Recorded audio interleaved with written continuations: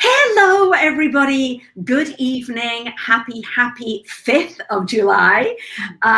Where we're celebrating freedom and independence, and we're also celebrating kindness tonight. So I am here with a very, very, very special guest, Amanda Gilbert. Hi, Amanda. Hello. Hi. So excited to have you. I know. It's so good to have you here, my love. Now, Amanda, for those of you who don't know, is, I believe, one of the best meditation teachers that I have ever come across, mindfulness meditation teachers. Amanda, very, very exciting, has just come out with a brand new book. If you're on, by the way, please let me know. Please put a comment in the chat box so that I can see that you're on.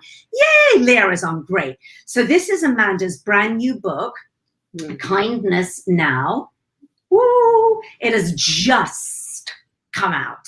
So we've been waiting for this moment, this beautiful book, which teaches beginners or seasoned meditators how to create a very simple meditation practice, because it is a practice. So come and join the conversation with Amanda tonight. We are going to be, you can ask Amanda questions. I'll be keeping a firm eye on the chat. Hi, Kathy. Hi, Serene, Pam, Leah, Tammy. Hello, hello, hello. And I'll be asking any questions that you might have of Amanda. But first off, I just want to say that Amanda, I love hanging out with you. I love spending time with you. I have to tell you all that I met Amanda a few years ago in Los Angeles. And there was this beautiful meditation center very near where I live. And I popped in just on a sort of ad hoc basis, just because I wanted to do a meditation class. And I came across Amanda. I sat down and met you, Amanda. And I did the class with you. I think I did a couple of classes, and I was actually looking for a meditation teacher at the time for an event that I was doing. And after the class, I just had such a connection to you, Amanda. And I was like, this is you, Amanda, are to me, the most perfect meditation teacher. So you came and did that beautiful event in Los Angeles. And now, you know, I wanted to hire a meditation teacher for my very special signature coaching program. And, you know, could choose whoever I wanted to, but of course it's Amanda. So Amanda is the resident meditation teacher in my coaching program. So welcome. How are you doing, Amanda? Oh, Sophie, I am delighted to be here and delighted to be seeing everyone here. I've seen all the chats, all the comments, all the warm hellos, and I'm really, really happy to be in this conversation on mindfulness, on kindness, of course, the new book. But I really love, you know, what you opened up with, which is that it's a book meant for beginners, just like mindfulness is a practice that anyone can do, whether you've never meditated before or you are a seasoned practitioner. So I'm happy to be here. Beautiful. So we've already got some questions, and we'll get to those questions quite soon, actually, because they're brilliant, brilliant questions. Judy's got one. I'm going to come up with you. I'm going to answer your question, Judy. Hi, Deb. Deb is here. Deb is in my program, which is absolutely lovely. So she gets to have your special meditations. So that's absolutely wonderful. Now, if you've just hopped on, come and we're going to have a really beautiful, deep conversation about meditation tonight. So if you know anybody who suffers from, you know, stress, anxiety, obviously, in the last year, a lot of people do. It's ramped up to become a really big problem. You know, they may be interested in learning how to meditate. They may not know how to begin or what to do, or meditation might have a strange kind of weird stigma to it. So just press the share button if you're on Facebook and just share this and say, hey, come and join us. You know, you've got to meet Amanda. Amanda Gilbert is one of the best meditation teachers. Come and join the conversation and just invite your loved ones so that they can just become just part of this 30-minute conversation that Amanda and I are going to have tonight.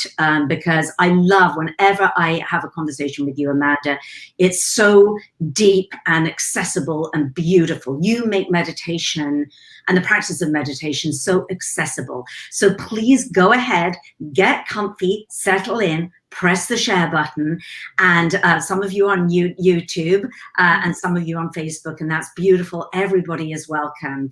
And it does. Lorene said meditation helps with everything, and it absolutely does. Now, just to remind you, if you've just hopped on, Amanda, this is a big deal. Because I know, Amanda and I were discussing this before we went live, when you write a book, right, and it's almost you put your life's work into this book. And this, Amanda, I feel is your life's work, because it's not just the last few years, 10 years that you've been teaching and being involved in meditation. But I believe when we put a book out into the world, we birth a book into the world, it's our life's journey and passion and need to what we want to communicate and give and serve to the world that comes into this book.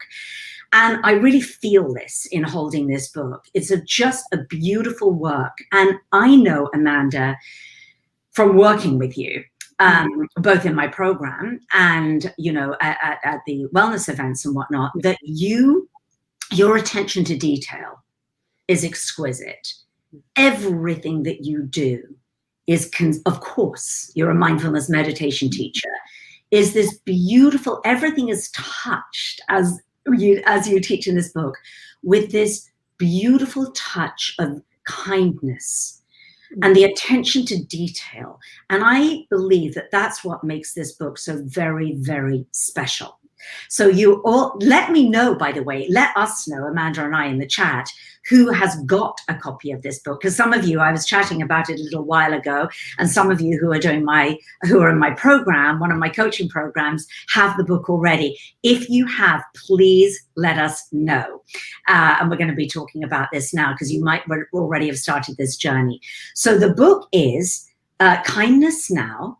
It's available on Amazon and major booksellers. But, if you get it from Amazon, then go, and if you've got a copy, please leave a review right away.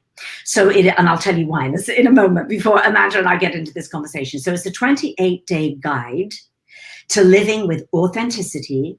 Oh my gosh, right? Ladies, in my program, that's what we talk about all the time, right? Intention and compassion. It's a 28-day guide. It's a journey that Amanda takes you on. So if you have a copy, you get it, Catherine, go to Amazon straight away. It's launched. It's out there in the world. It has a blurb on the back from Deepak Chopra. We're not messing around here. This is like Amanda's a really skilled, internationally recognized meditation teacher. So the reason why I'm gonna ask all of you who have a copy, or the minute you get your copy in your hands, to leave a review on Amazon.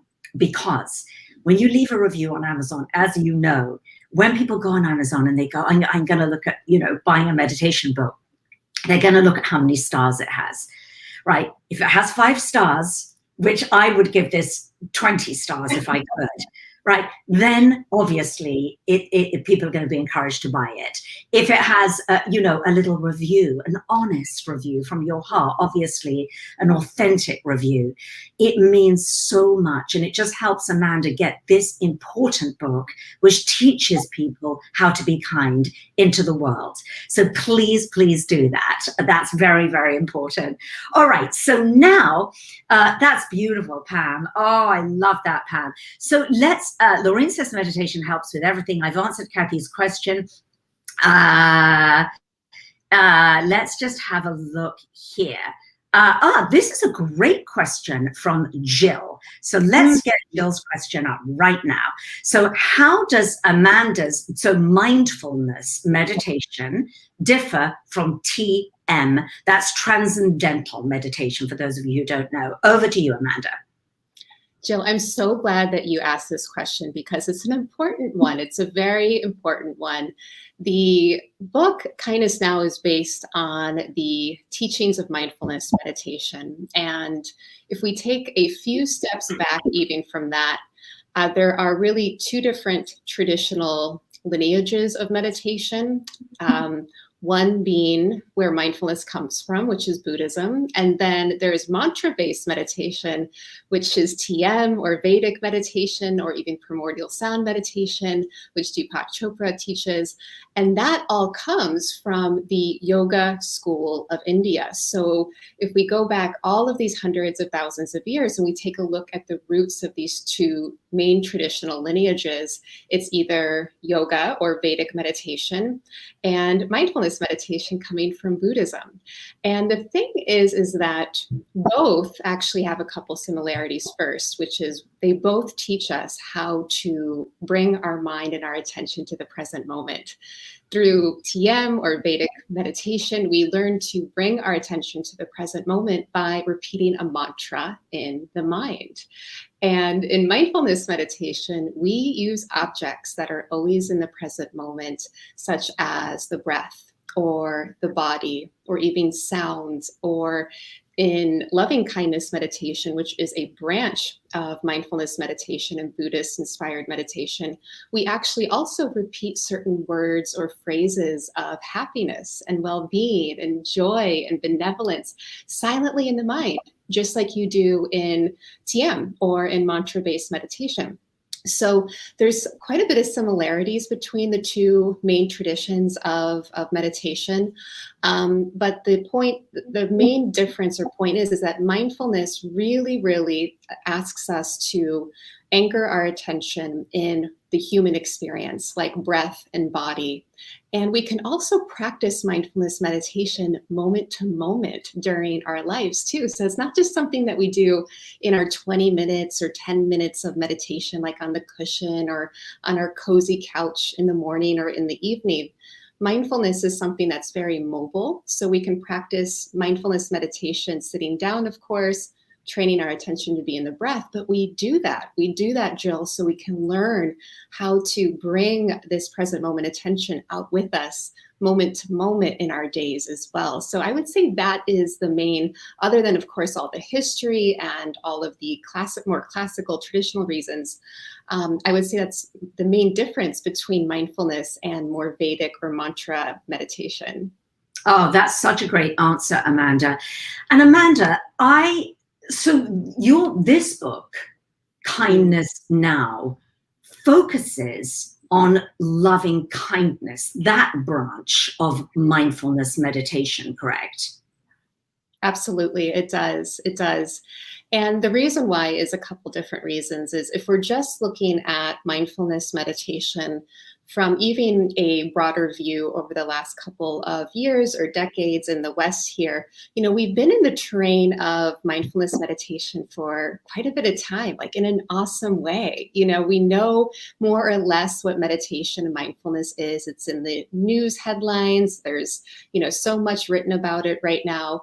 And really the next call as people who are exposed to meditation, perhaps, doesn't mean you have to be a consistent meditator. I want to preface this. Doesn't mean you even have to have meditated ever before, but we are privileged enough in this day and age to more or less, know about it through our own lens or our own experience, our own reading of magazines and newspapers.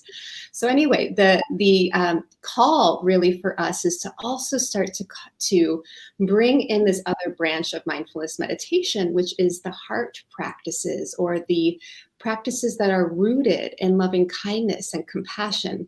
And the way I like to simply think about this, even in my own practice, is that if we were to think of our bird of mindfulness meditation, or our mindfulness meditation as a bird, there's two wings of the bird. And the one wing is the wing of mindfulness, learning how to be in the present moment. And the other wing is the wing of the heart. So the wing of kindness and compassion and joy and happiness and forgiveness and equanimity. And the wing of the heart allows the bird of mindfulness meditation to, of course, soar. But really, the wing of the heart also allows us to meet what it is we become aware of through the wing of mindfulness. So mindfulness really lets us become more aware of our internal worlds and, of course, our external worlds as well. But then the next natural step for all of us, especially if you have been meditating, or if you've tried meditation, is, well, how do I meet what's here? You know, it's one thing to become aware of all these thoughts in our mind, but what's the next step? Like, how do we skillfully work with our thoughts or our feelings or our emotions, or those like prickly little judgmental thoughts that we have about ourselves or others? What do we do with that? And so that's where the heart comes in. That's where kindness comes in. That's where compassion comes in. This is why I wrote the book, Sophie. Oh my gosh, Amanda, it's so powerful. And as you know, Amanda, you know, in my program, you know, we work with women who, you know, have had a hard time with health and losing weight and everything, you know, along those lines. And, you know, very often we get to a certain age where there's so much shame on the table. There's so much shame and self-punishment and self-criticism, and even if you haven't struggled with any of those things, very often we find, I think very often as we get older and we become a little bit more aware, it's like, oh my gosh, it's there all the time, that voice of kind of, you know, criticism and judgment. And so this work in this book and the way that you teach, Amanda, is so beautiful, because I think one of the first things that I heard you ever sort of teach in that class that I went to was this idea of meeting each thought with kindness, meeting each, and just that there of meeting each thought with kindness, because we spend so much, we judge everything, don't we? Even our thoughts. And I think that so many of us think that meditation, and if you're a beginner, and maybe if you've had an unpleasant experience with meditation and it's felt like a struggle for you, it's because there's been a lot of judgment. I shouldn't be thinking, this is a bad thought, this is a good thought, I shouldn't be thinking at all.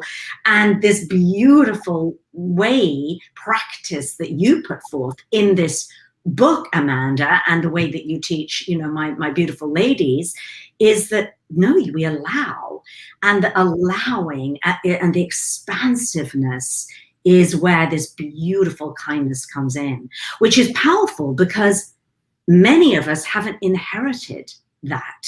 We haven't grown up with that kindness. We've inherited the voice of criticism and you're not doing good and you're not good enough and you're not. So this is where all this changes.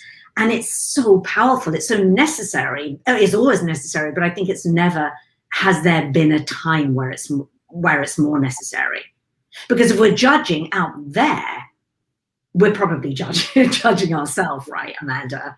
Completely. Whatever is going on internally, however we are unconsciously or consciously meeting ourselves, because I find that especially as modern contemporary people who have health practices and our health and happiness in mind, we often are even aware of the inner dialogue. Like, we know we are being pretty like nasty towards ourselves sometimes in our minds, or pretty judgmental towards ourselves, but we still just don't feel like adept sometimes. And I know for me, I can very closely remember not knowing what to do with my own like critical, judgmental mind for so long. I still meet it, you know, throughout the weeks and throughout the days. And I find that as modern day people, hyper self-awareness is almost like its own thing or its own experience in itself. And kindness is essential. If we don't meet what it is we become aware of with kindness, then we can be almost left to our own devices, not in the most skillful or helpful way. It's so, so true. And I think so Amanda, with the kind of whole, self-help movement and self-improvement movement and analytical thinking, it's so true that there can be that missing element of, I call it often the spiritual bypass. It's like, I should be, happy or positive or rested or calm or self-care or whatever it is. And that can be quite damaging, actually, because there's a massive, great should in the way there. And I think what you so beautifully do in this book is you dismantle that should by just letting that should melt into the ocean of kindness, or let the light of kindness come in and soothe and allow it to be whatever it is. Amanda, I want to just bring up this question. This is Judy, and Judy said, does this help with depression? Judy, it's such a great question, because so many people are suffering from, depression right now. So over to you, Amanda. Judy, the absolute answer is yes. And there are so many studies. There's a whole body of empirical evidence on mindfulness-based cognitive therapy, specifically designed for depression, specifically designed for anxiety-based symptoms. So mindfulness does show to be able to help mitigate depressive symptoms and improve a depression episode or even chronic depression. And loving kindness meditation also has really been, there's emerging research on loving kindness meditation, which I find to be so inspiring and so helpful, from even helping with our biology to our neurology as well, and also feeling more altruistic, so more connected towards others. The branch of the heart practices of mindfulness meditation, loving kindness, compassion, appreciative joy, and equanimity, they tend to open us up to this feeling of service or this feeling of connection. And, I know firsthand, and I know from working with many students who identify or have been diagnosed with depression or anxiety or have experienced challenge and trauma, that sometimes when we reach out in a way where we let our hearts be opened up to other people, or we sit alongside them in their moments of difficulty, or we allow ourselves to be feeling more connected to our communities, if that's possible at any given time, loving kindness meditation has been shown to really open up our pro-social behavior and also allow us to be more altruistic as well. Oh, that's beautiful. That's so beautiful. Oh, we have a little bit of a troll on here. So I think it's Toaswit. So just to let you know, you really are not welcome. Go and take your comments elsewhere. This is a place for compassion, for kindness, and for service. So anybody in this community who isn't aligned with those kind of values really truly is not welcome. So please go take yourself elsewhere. All right. So would you, Amanda, let us know what metta, METTA, meditation means, because you talk a lot about metta meditation in this book, and I'm very curious. I know what it means, but I would love you to explain what that means. Yes, and I just love that you're bringing us here, Sophie, for so many different reasons. One, hearing that word, even before we know what it means, the word metta, to me just brings so much like soothing to my heart. There's something about the syllables. There's something about the way the word just lands in the space. Metta feels so good. And so I'm so glad that you're asking like what the traditional definition or how it is defined from its traditional roots to how we know it and how we practice with it. So metta means loving kindness, is its direct translation from Pali, which the Buddhist texts are written in, to English, or to how we practice metta meditation today, or how it's been classically practiced with as well. And the way I like to think about metta meditation, and I talk about this in the introduction of the book, I talk about this a lot during week 1 because the book is broken up into 4 different weeks. Each week is centered on one of the 4 heart practices of mindfulness meditation: loving kindness, compassion, appreciative joy, and equanimity. And week 1 is 7 days on metta meditation or loving kindness meditation, where we start to be able to learn loving kindness or metta through the 3 facets, which are kindness itself, love, and friendliness. Because what I have found is that sometimes, and I actually really wanted to bring this into the conversation even a few minutes ago, which is that I just want to say explicitly that sometimes kindness can feel so far away. So if you're listening to this right now and you're like, oh, well, I don't feel really close to my kindness and compassion, or it's hard for me to tap into kindness right now with everything going on for me, I want to say I see you and I hear you. And what I really, really appreciate deeply about metta meditation or loving kindness meditation is that when we think of it through these 3 ways, kindness, friendliness, and love, is that we realize that metta or loving kindness isn't as far away as we think. If we feel like we can't reach kindness or self-kindness, most likely we can pause for a minute and remember like the last time that we were friendly towards someone else, like a dear friend, a family member, a loved one, or even when we were in that field of relational friendship or that field of love with a friend of ours or somebody who loves us.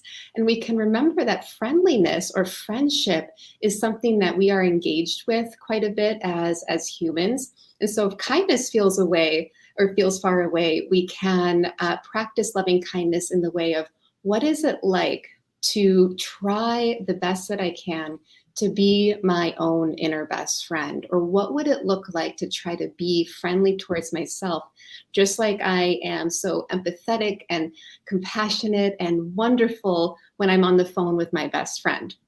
And with love, with loving kindness as the facet of love, we aren't talking about romantic love, or that sort of typical love, how we think of love. We're talking about a love that is rooted in compassion, a love that is always here and available for us in the present moment. It's very akin to like a feeling of fundamental okayness, this sort of omnipresent love that is here in our true homes in the present moment.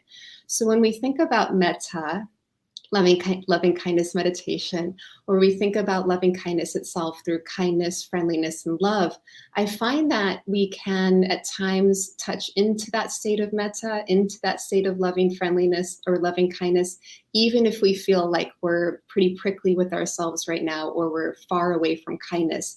We can try to access metta through love or through friendship. So that's how I like to relate to metta, and that's how it is taught in the book. How beautiful. That is absolutely stunning. Amy is on, and Amy says it is so good.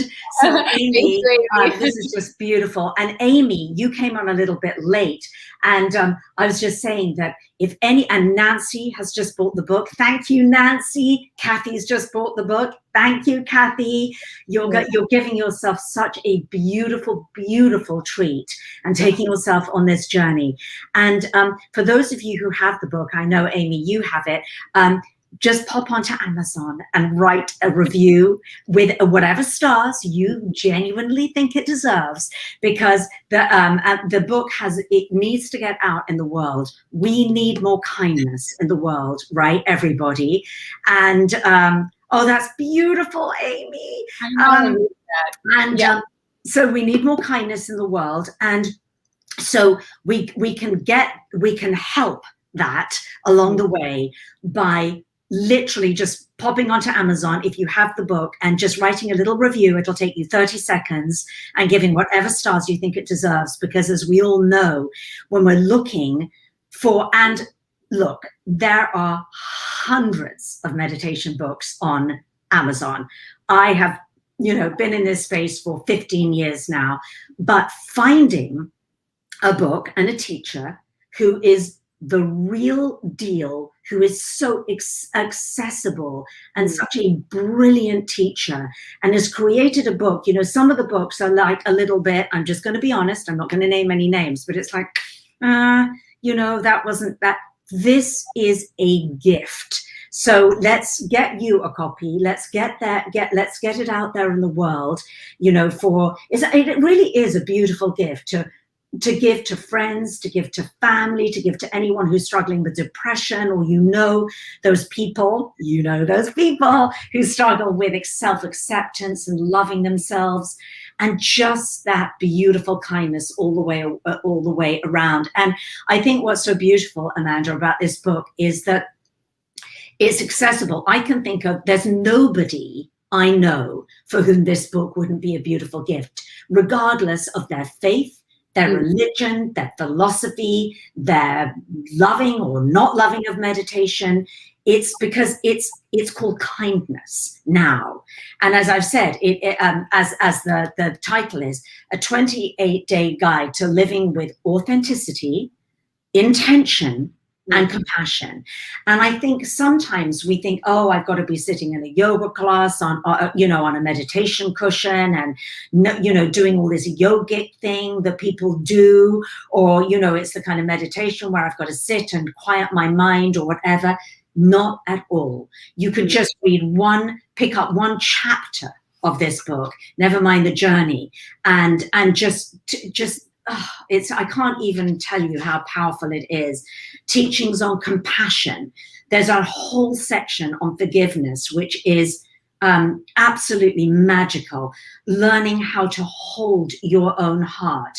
There we go. Day 10, forgiveness. Who doesn't need to learn about forgiveness, starting with yourself, right?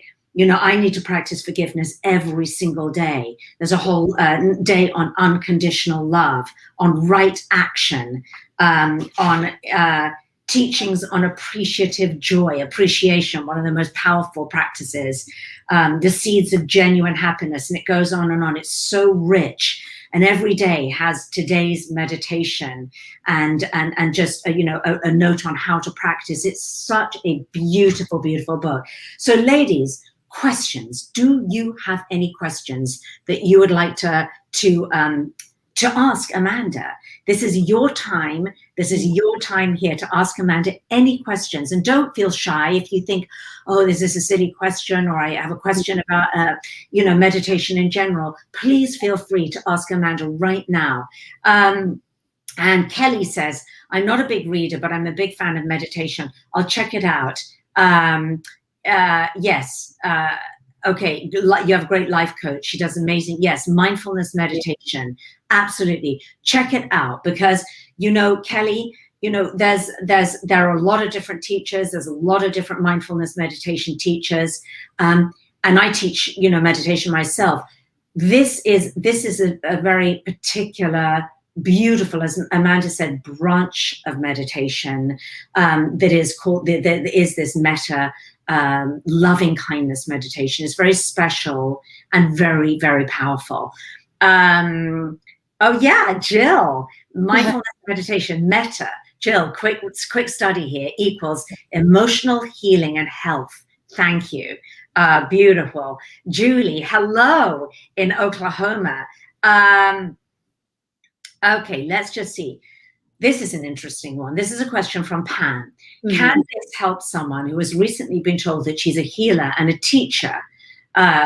She was told to look into Reiki first for direction. This new information is new to her. She really wants to feel that beautiful love and kindness that goes with healing. Can this help her to achieve healing?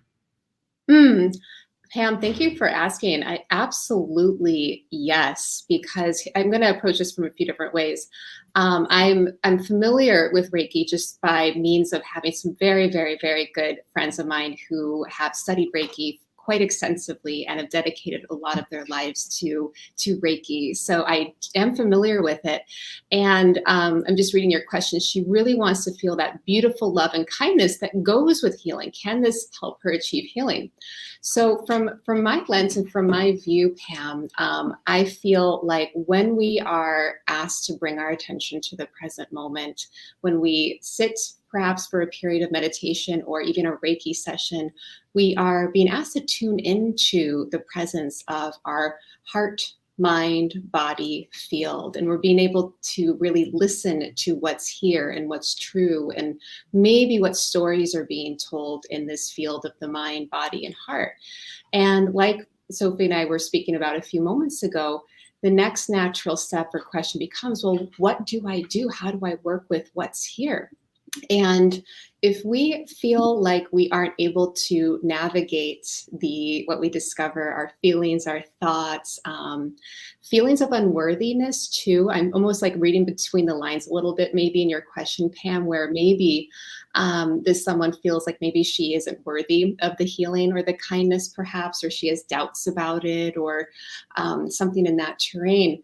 Kindness is something that we can almost call upon when we do feel like we are uncertain or fearful, or feeling like we don't deserve or we aren't worthy of feeling good or feeling happy or being as healthy as we can be any given moment to the next. And loving kindness is also classically known as the antidote to fear. When we're in a fear state, then, our possibilities for healing or even creative thinking or creative solution making, they are constricted. It's not as available to us. And so when we meet our inner worlds with loving kindness through practices of metta meditation, repeating phrases, aspirational phrases of loving kindness, like you'll learn in the book, we start to work with any fear or any trepidation that is here in this mind, body, heart field.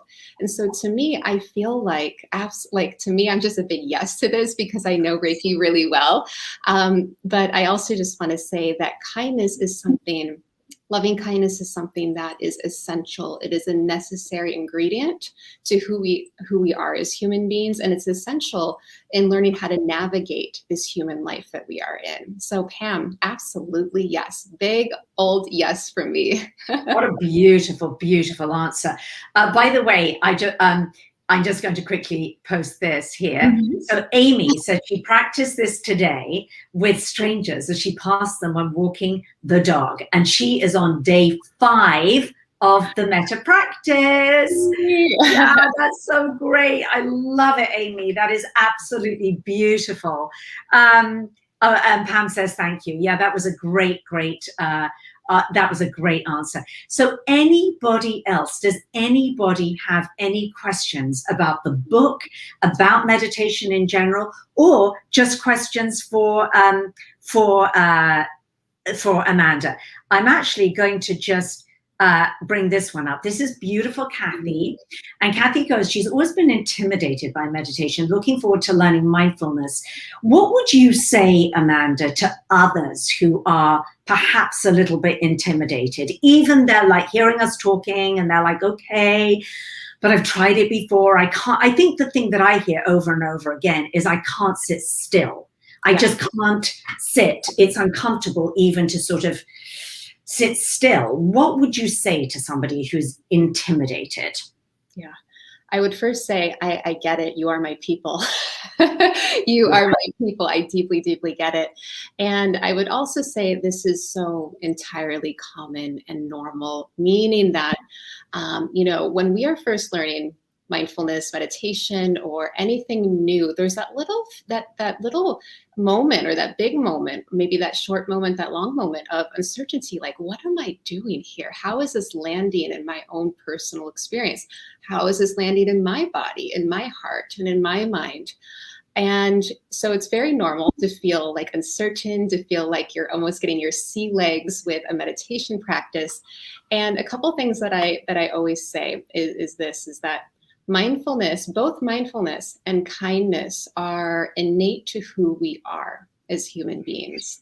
I'm going to just say that again because it's like it's so important to understand for all of us, is that mindfulness and kindness are innate to who we are as human beings. And we have all been mindful before. We have all experienced mindfulness before, just like we have all experienced kindness before as well. In regards to mindfulness, if you've ever looked out at a beautiful sunset, like think back right now to your most favorite sunset that you've ever experienced. I'm having one over Encinitas, California, just come to mind. It's my favorite sunset I've ever experienced. I was so enamored with that sunset that I almost lost track of time, or I was just so present as the sun was setting into the beautiful ocean below. So your own version of that is an experience of mindfulness that you've had, maybe being carried away by the sound of laughter that you hear on a playground, or the song of a bird as you're walking down the street. And kindness actually works in the same way. I talk about in the book that as human beings, we fundamentally experience kindness the moment that we are born. And often, especially if we are in the experience of transitioning from this lifetime, and we happen to be maybe at a home or with loved ones, if we are able to transition from this life in that way, we are also reliant on kindness, especially during our elder years or old age. So when we come into this world, and often when we leave this world, we are 100% reliant on kindness. Kindness is just part of our human DNA. It's intrinsic to who we are. And so I find that when we think about mindfulness meditation and we ask ourselves to sit down and we can remember that, wait, I've done this before, just in my own way before. And I've experienced mindfulness. I've experienced kindness. And when we start to settle in and maybe start to follow our breath for a few moments, and then our attention wanders, and then we bring it back and we have that whole experience. If we can remember that this is already an experience that we are in, it's already innate to who we are, these qualities of kindness and mindfulness are just part of who we are, it almost breaks up the expectation that we can have on our own meditation experience. So I would say that would be perhaps a helpful suggestion to start to work with, especially if you feel intimidated by meditation, is remembering that this is already who you are. You already. Oh my gosh. Yeah. You already that have. Is beautiful. That is so beautiful, Amanda, and so it's beautiful and profound that it's innately who we are, and that, as you say, we depend on it, when we are born, and we depend on it when we are transitioning and when we are old. Yeah. And it made me think that, on a personal little story, my dad has, I haven't seen him for quite a long time. I'm going to be seeing him, and thank you for asking, Jill, in the beginning of September. But I haven't been able to get home for England for a long time, obviously. And my dad has Alzheimer's right now, and has got, has progressed since it's happened since I've not seen him. And I spoke to this lovely friend. I speak to my parents every single day in England. And I spoke to this beautiful woman who had spent some time with my parents this weekend. And it was so moving because this woman who was there, I've known her for years, since I was a child. She's a family friend. And she is kindness. This woman just embodies kindness. Oh, it's going to make me cry even saying this. And she told me that she said, I had the most beautiful time with your father. I massaged his feet. I hugged him. I kissed him. I loved him. And when we hear things like that and we hear those experiences, it wells up. There's nothing that we're all joined with this fabric and this energy. That's what we have. That's our innate. That's what binds us together and makes us shed tears and cry tears of laughter and joy. So thank you for sharing that, because when we see, it's that cliche of those random acts of kindness, but which we don't see enough because we see the news and we see random acts of the opposite. But when we see that kindness or we hear about that kindness, either from a small child or somebody being kind to a pet or somebody in need, or so, it's your heart just rips open, and that's innate. That's it, isn't it? That's the beginning, middle, and end of it. And so for you to be showing us how to tap into that and to remind us, Amanda, that that's who we already are, is so powerful and beautiful. Oh, all right, a couple more questions here. Helene.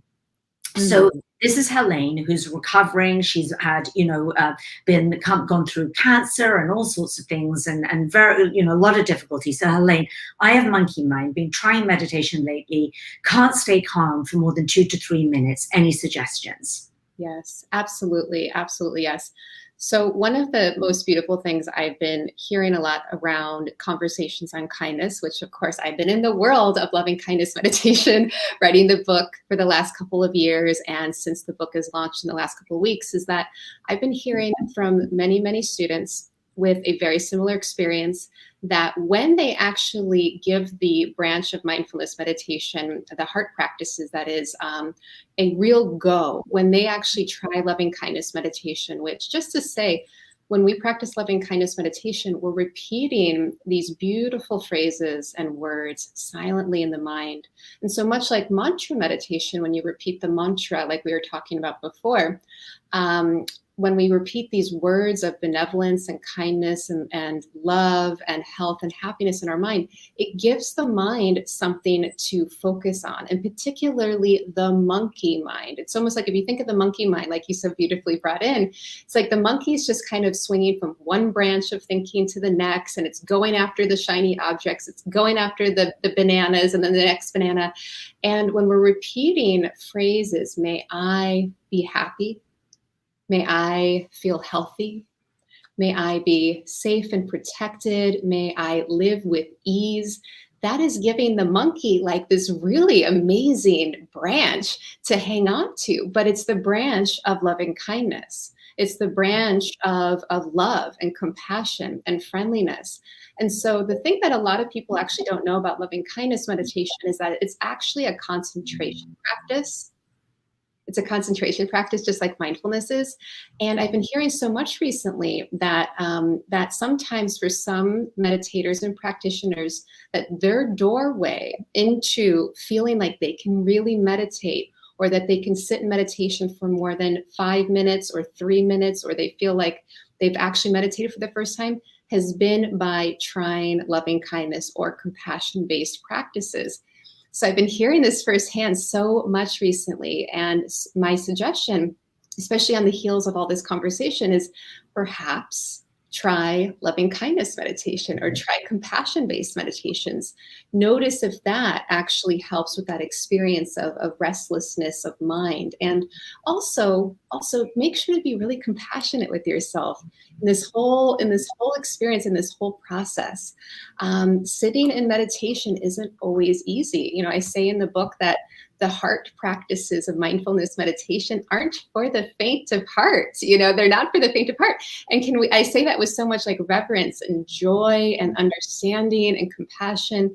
I know so much. I know so deeply. It's not always easy to sit in meditation or sit in practice for more than a few minutes.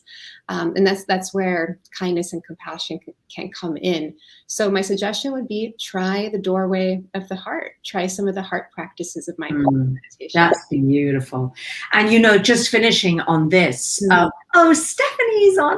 Hi, Stephanie. Oh, I wish you'll have to watch the replay, Stephanie, because so much great stuff here. Amanda, what is just so beautiful about what you're saying is that it is not necessarily easy. I think to say, oh, it's easy is not telling the truth. It is a practice. Meditation it's not an end game and here's an outcome and I complete the outcome. It is a practice. And for me, it is a non-negotiable practice in one form or another. It is non-negotiable that I do it every single day, because having been in the space of human behavioral change for 30 years or so, I see that the people, all the people that are the creators, the, thought leaders, whether it's an athlete, a thought leader, a creator, whatever, they all have a meditation practice. They all do, whatever kind it is, whether it's short or whatever, which is based on, in some way, on kindness, visualization, and gratitude. And that is what fuels the engine. So I would say, by hook or by crook, everybody who's watching here, whatever meditation practice you choose to embark, whatever you do, make one of the first things you do, because I teach health and wellness and weight management and weight loss, as many of you ladies know, but a very big part, a huge part, probably 90% of what I teach is mindfulness comes first, because you cannot change your habits. You cannot get from where you are now to where you want to be without mindfulness. It's just not going to happen. If it does, it'll be very short-lived. So it's a powerful practice, and it's absolutely non-negotiable. So for those of you who came on, Stephanie, I know you just came on at the last minute. I just want to, you can watch the recording here, but this is, you've met Amanda before. I've had Amanda on before. You've met Amanda. Stephanie came to the event in Los Angeles. So this is Amanda's new book. It is called Kindness Now. It literally launched 2 weeks ago, and it is the most beautiful book. Some of the ladies who are in my program are already starting on their journey. It is a 28-day guide to living with authenticity, intention, and compassion. So you get to do each day. Amy, who's on tonight, is on day 5 already. She's like, oh my gosh, it's just, opening my heart. It's this beautiful practice. It is a beautiful, beautiful book.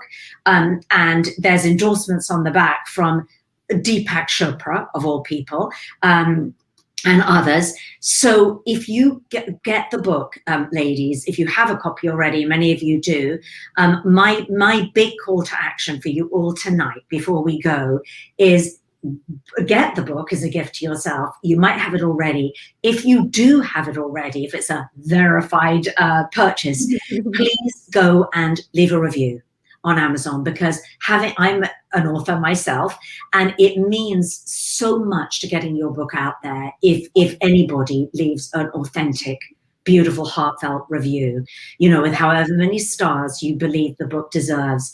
That helps get the book out in the world.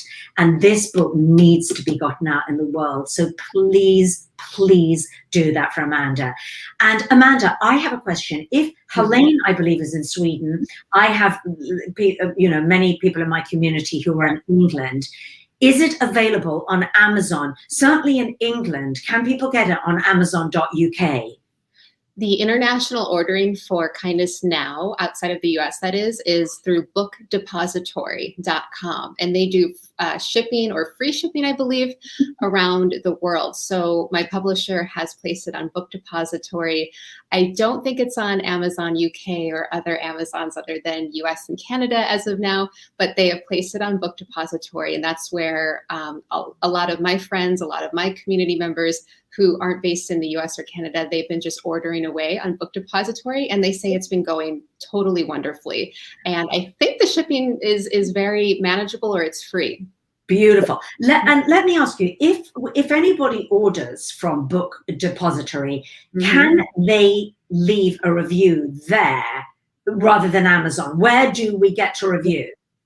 So Goodreads is the other place to leave a review. I don't know enough about Book Depository quite yet if you can review right on their site.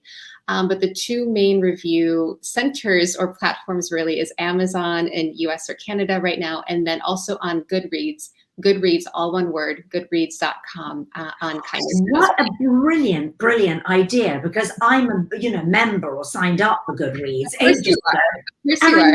Yeah, and I never thought about that. What a great idea.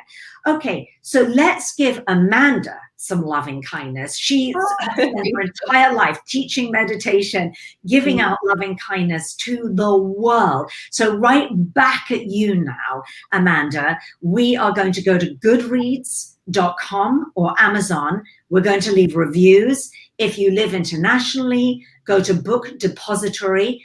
Never thought of that. Brilliant idea. I'm going to show all my friends and family in the UK to go there. Great idea.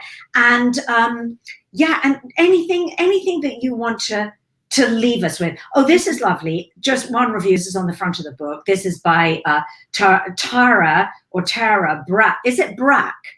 Yes, Brack. Yeah. Yes. Who is a very well-known meditation teacher. She wrote a book called Radical Acceptance. She says, let this wise and beautiful book guide you on this path of healing and freedom. So anything that you want to close with, Amanda? I think Tara's words do beautifully. And I want to just really thank you, Sophie, so much, and thank everyone who's here. This space is filled with loving kindness. I can feel everyone's hearts and everyone's presence here. And I would say that my hope is that Kindness Now just really supports you deeply. If and when you get the book and invite its teachings into your world, may it support you deeply. May it fill your heart, your mind, your body, and your whole world with loving kindness and remind you of the love that you already are. So thank you so much for having me, Sophie. I'm so grateful to always connect and be in these Oh, that's beautiful, beautiful. Everybody, thank you so much for joining us. I know, everybody's giving you hearts and everything. She's just so amazing, so beautiful, Amanda. What a beautiful soul you are and a gift to the world you are.